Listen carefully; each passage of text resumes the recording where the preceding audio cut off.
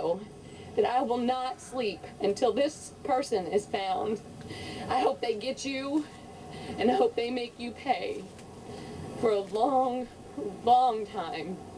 You don't take from somebody, you didn't take her from just me, you took her from my family, you took her from all of these people, and you don't do this to a little baby and put my baby in the trash like she's nothing.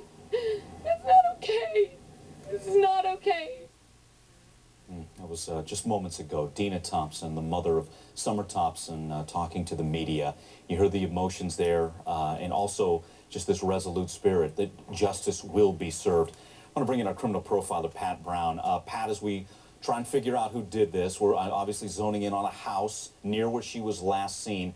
The question to you is, who could have done this? Are you seeing someone who maybe have known her, who knew her patterns, that she walked home every day? What are you seeing, Pat? I'm seeing somebody in that neighborhood, Mike, because when they started looking at the trash trucks and found that that she was in one of those going to the dump, therefore it wasn't somebody just driving through the neighborhood who grabbed her and then took off. Because if you're going to, kidnap a child and you've got a car that you put her into, you're not going to hang around. So you're going to be out of town or way out of there, and you're not going to find her body in that dump. So they are looking at somebody right in that area.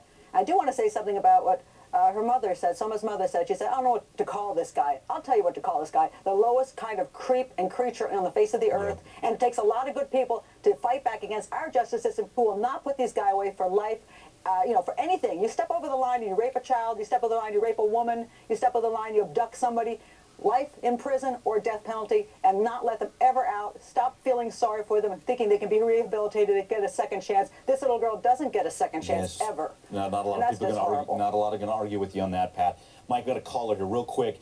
When we talk about the evidence possibly at this garbage dump, what are you looking at? Dates, dated material around where little Summer's body was found? Yes, that's just some of the things you're going to be looking at, Mike. They're going to be there for a number of days. But yeah, and addresses. People don't shred their mail anymore. Some people, everybody talks about identity theft, but there's still going to be most likely evidence, envelopes with names, addresses of people where this trash may have come from. Something else that really jumped out at me with this house. This house that they're looking at had a fire before, Mike.